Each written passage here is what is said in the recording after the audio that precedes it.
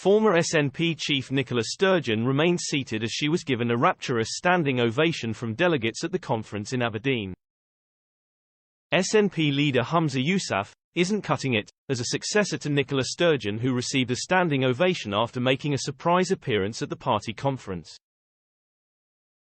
The former head of the Scottish National Party appeared to wipe a tear from her eye as she was roundly welcomed by the party at the conference in Aberdeen. SNP Cabinet Secretary for Wellbeing and Economy Neil Gray said Nicola Sturgeon's bombshell arrival at the SNP conference was warmly greeted.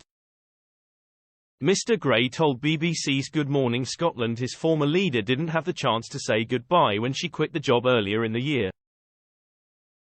He said she was very warmly well greeted as she came in, and she was in the conference hall, and quite rightly so. The Scottish Daily Express reports Ms. Sturgeon gave a statement where she told the press she had not spoken to Police Scotland since she was arrested and released without charge. But Scottish Conservative chairman Craig Hoy MSP said Mr. Gray's comments and the appearance of Ms. Sturgeon show the SNP is divided. Referring to Mr. Yousaf, he added, "The second-rate tribute act who succeeded her simply isn't cutting it for those in the SNP. If this senior cabinet secretary's gushing praise for Nicola Sturgeon is anything to go by." His interview also reaffirmed that independents will be front and centre of everything the SNP say and do in the general election campaign, as they relentlessly push for another referendum.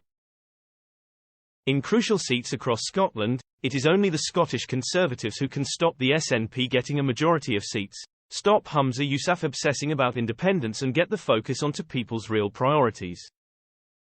On Monday, Nicola Sturgeon gave her full unequivocal support to the SNP's new strategy for independence, after party members voted against the de facto referendum policy she had previously put forward. With the party having suffered defeat in the Rutherglen and Hamilton West by-election less than 2 weeks ago, the former Scottish First Minister declared her record as SNP leader speaks for itself. But she insisted her presence at the SNP annual conference in Aberdeen would not undermine Humza Yousaf, who succeeded her as party leader and Scottish First Minister following a divisive leadership contest in the spring. Ms. Sturgeon's visit to the conference came the day after party members voted against proposals which would have effectively made the next Westminster election a de facto referendum on independence.